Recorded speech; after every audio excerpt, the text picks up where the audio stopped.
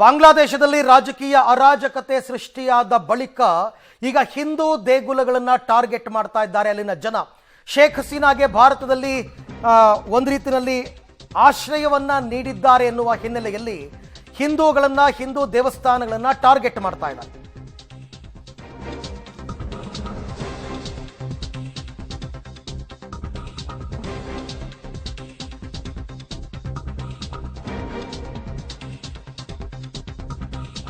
ಬಾಂಗ್ಲಾದಲ್ಲಿ Hindu ದೇಗುಲಗಳನ್ನು target ಮಾಡಲಾಗ್ತಾ ಇದೆ.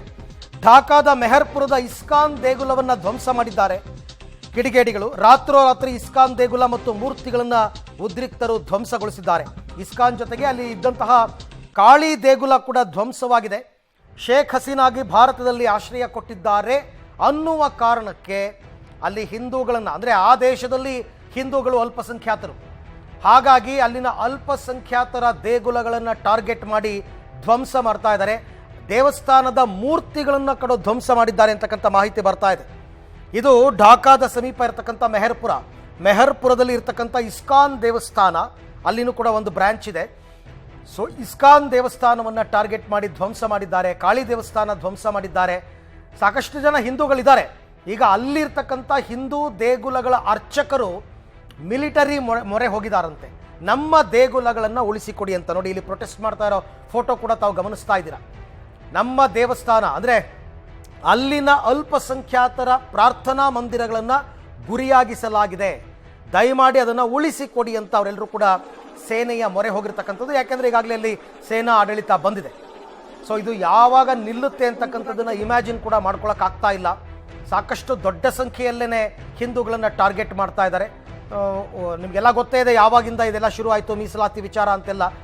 So ಆಗಿಂದ ಶೇಖ್ ಹಸೀನಾ ಅಲ್ಲಿನ ಪ್ರಧಾನಿ ರಾಜೀನಾಮೆ ಕೊಟ್ಟು ಅವರು ದೇಶ ಬಿಟ್ಟು ಪರಾರಿಯಾಗುವ ತನಕ ಒಂದು ಹಂತ, ಅದಾದ ಬಳಿಕ ಸೇನಾ ಆಡಳಿತ ಬಂದರೂ ಕೂಡ ಅಲ್ಲಿನ ಈ ದುಷ್ಕೃತ್ಯಗಳಿಗೆ ಕಡಿವಾಣ ಹಾಕೋದಕ್ಕೆ ಆಗ್ತಾ ಇಲ್ಲ. ಒಂದೊಂದು ದೃಶ್ಯಗಳು ಅಲ್ಲಿ ಹೇಳ್ತಾ ಇದೆ ಅಲ್ಲಿನ ಭಯಾನಕತೆ, ಭೀಕರತೆಯ ಬಗ್ಗೆ. ಬಹಳ ಭಯದಲ್ಲಿ ನಾವು ಬದುಕ್ತಾ ಇದ್ದೀವಿ ಅಂತ ಅಲ್ಲಿನ ಹಿಂದೂಗಳು ಕೇಳ್ಕೊತಾ ಇದ್ದಾರೆ. ತುಂಬ ತೊಂದರೆ ಆಗ್ತದೆ ನಮಗೆ ಈ ದೇಶದಲ್ಲಿ ಇರೋದಕ್ಕೆ ಅಂತನ್ಬಿಟ್ಟು. ಹಾಗಾಗಿ ಈಗ ಸದ್ಯಕ್ಕಂತೂ ಯಾವುದೇ ನೆರವಿನ ಹಸ್ತ ಚಾಚುವಂತಹ ಸಾಧ್ಯತೆ ಸ್ವಲ್ಪ ಕಡಿಮೆ. ನೋಡೋಣ. ಈ ಎಲ್ಲ ವಿಚಾರಕ್ಕೆ ಸಂಬಂಧಪಟ್ಟಂತೆ ಮತ್ತಷ್ಟು ಮಾಹಿತಿ ನಮ್ಮ ನವದೆಹಲಿ ಪ್ರತಿನಿಧಿ ಶಬೀರ್ ಅವರಿಂದ ಪಡ್ಕೊಳ್ಳೋಣ. ಶಬೀರ್, ಈಗ ಆಯಿತು ಅಲ್ಲಿನ ರಾಜಕೀಯ ಅಸ್ಥಿರತೆ, ರಾಜಕೀಯ ಅರಾಜಕತೆ ಒಂದು ಕಡೆಯಾದರೆ ಹಿಂದೂ ದೇಗುಲಗಳನ್ನ ಟಾರ್ಗೆಟ್ ಮಾಡ್ತಾ ಇದ್ದಾರೆ. ಸೇನಾ ಆಡಳಿತ ಇದ್ರೂ ಕೂಡ ಇದಕ್ಕೆ ಕಂಟ್ರೋಲ್ ಮಾಡೋದಕ್ಕೆ ಆಗ್ತಾ ಇಲ್ವಾ ಅವ್ರ ಕೈಲಿ ಅಂತ? ಒಂದ್ ರೀತಿ ಉದ್ವಿಗ್ನ ಪರಿಸ್ಥಿತಿ ನಿರ್ಮಾಣ ಆಗಿರುವಂತದ್ದು ಢಾಕಾ ಮತ್ತೆ ಸುತ್ತಮುತ್ತಲಿನ ಪ್ರದೇಶದಲ್ಲಿ, ಅರವಿಂದ್. ಹೀಗಾಗಿ ಜನರು ಎಲ್ಲಿ ಏನ್ ಮಾಡ್ತಿದ್ದಾರೆ ಅನ್ನುವಂಥದ್ದನ್ನ ನಿಗಾ ಇಡ್ಲಿಕ್ಕೆ ಸೇನೆಗೂ ಕೂಡ ಅಲ್ಲಿ ಸಾಧ್ಯವಾಗದಂತ ಪರಿಸ್ಥಿತಿ ನಿರ್ಮಾಣ ಆಗಿರುವಂತದ್ದು. ಮುಖ್ಯವಾಗಿ ಈಗಾಗಲೇ ಪ್ರತಿಭಟನೆ ವಿಚಾರಕ್ಕೆ ಸಂಬಂಧಪಟ್ಟಂತೆ ಸಾಕಷ್ಟು ಭಾಗಗಳಲ್ಲಿ ಈಗಾಗಲೇ ಪ್ರತಿಭಟನೆಗಳು ನಡೀತಾ ಇರುವಂತದ್ದು. ಈ ಒಂದು ರಾಜೀನಾಮೆಯನ್ನು ಕೊಟ್ಟ ಬಳಿಕವೂ ಕೂಡ ಶೇಖ್ ಹಸೀನಾ ಅವರು ಈ ಮೀಸಲಾತಿ ನಿಯಮ ಏನಿದೆ ಅದು ವಾಪಸ್ ಬರಬೇಕು ಅನ್ನುವಂಥದ್ದು ಕೂಡ ಒಂದು ಆಗ್ರಹ ಆಗಿರುವಂತದ್ದು. ಹೀಗಾಗಿ ಈಗ ಸಾಕಷ್ಟು ಹೋರಾಟಗಳು ಕೂಡ ಮುಂದುವರೆದಿದ್ದಾವೆ, ಹಿಂಸಾಚಾರಗಳು ಕೂಡ ಮುಂದುವರೆದಿದ್ದಾವೆ. ಈ ಒಂದು ಸಂದರ್ಭವನ್ನ ಕೆಲವು ಕಿಡಿಗೇಡಿಗಳು ಅಥವಾ ಮೂಲಭೂತವಾದಿಗಳು ಅಂತ ಅವರನ್ನ ಕರಿಬಹುದು, ಅವರು ಅಲ್ಲಿರುವಂತಹ ಅಲ್ಪಸಂಖ್ಯಾತರ ಮೇಲೆ ದಾಳಿ ಮಾಡುವಂತ ಕೆಲಸವನ್ನ ಮಾಡ್ತಿದ್ದಾರೆ. ಬಾಂಗ್ಲಾದೇಶದಲ್ಲಿ ನಾವು ಮುಖ್ಯವಾಗಿ ನೋಡೋದಾದ್ರೆ 8% ಹಿಂದೂಗಳಿರುವಂತದ್ದು, ಅವರನ್ನ ಅಲ್ಲಿ ಅಲ್ಪಸಂಖ್ಯಾತರು ಅಂತ ಪರಿಗಣಿಸ್ತಾರೆ.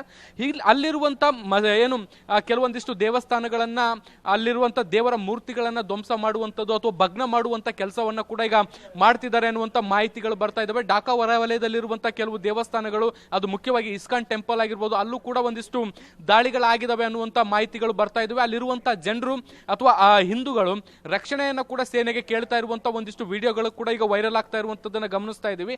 ಸೇನೆಯ ಗಮನಕ್ಕೆ ಇದೆಲ್ಲ ವಿಚಾರಗಳು ಕೂಡ ಈಗ ಬಂದಿದ್ದಾವೆ. ಅದನ್ನು ನಿಯಂತ್ರಿಸುವಂತ ದೃಷ್ಟಿಯಿಂದಲೂ ಕೂಡ ಕೆಲವೊಂದಿಷ್ಟು ಕ್ರಮಗಳನ್ನ ತೆಗೆದುಕೊಳ್ತಾ ಇದ್ದಾರೆ. ಆದಾಗ್ಯೂ ಕೂಡ ಬೇರೆ ಬೇರೆ ಭಾಗಗಳಲ್ಲಿ ಈ ರೀತಿಯಾದಂತಹ ಘಟನೆಗಳು ವರದಿಯಾಗ್ತಾ ಇದಾವೆ. ಬಹುಶಃ ಹಂತ ಹಂತವಾಗಿ ಈ ಘಟನೆಗಳು ಕೂಡ ಕಡಿಮೆ ಆಗುವಂತ ಸಾಧ್ಯತೆಗಳನ್ನು ನಿರೀಕ್ಷೆ ಮಾಡಬಹುದು. ಆದ್ರೆ ಒಂದು ಹೀಟ್ ಮೂವ್ಮೆಂಟ್ ಕ್ರಿಯೇಟ್ ಆಗಿದೆಯಲ್ಲ, ಈ ಸಮಯವನ್ನ ದುರ್ಬಳಕೆ ಮಾಡಿಕೊಂಡು ಕೆಲವೊಂದಿಷ್ಟು ಮೂಲಭೂತವಾದಿಗಳು ಈ ರೀತಿಯಾದಂತಹ ಕೃತ್ಯಗಳನ್ನ ಎಸಗ್ತಾ ಇದ್ದಾರೆ. ಅರವಿಂದ್, ಓಕೆ, ಹಾಗೆ ಸಂಪರ್ಕದಲ್ಲಿರಿ ಶಬೀರ್. ನಿಮ್ ಜೊತೆ ನಾನು ಮತ್ತೆ ಮಾತನಾಡ್ತೀನಿ. ಇಲ್ಲಿ ಕೇವಲ ಅಲ್ಪಸಂಖ್ಯಾತರೇ ಟಾರ್ಗೆಟ್ ಆಗ್ತಿದ್ದಾರೆ ಅಂತ ಅಂದ್ಕೋಬೇಡಿ. ನಿಜ, ಹಿಂದೂಗಳ ದೇವಸ್ಥಾನದ ಮೇಲೆ ದಾಳಿ ಮಾಡಿದ್ದಾರೆ, ಎಲ್ಲ ಓಕೆ. ಬಟ್ ಅಲ್ಲಿ ಹೆಂಗೆ ಅಂದ್ರೆ ಒಂದ್ ರೀತಿ ದೊಂಬಿ ಎದ್ದು ಬಿಟ್ಟಿದ್ದಾರೆ. ಯಾರು ಏನು ಮಾಡ್ತಾ ಇದ್ದಾರೆ ಅಂತಕ್ಕಂಥದ್ದೇ ಗೊತ್ತಾಗ್ತಾ ಇಲ್ಲ.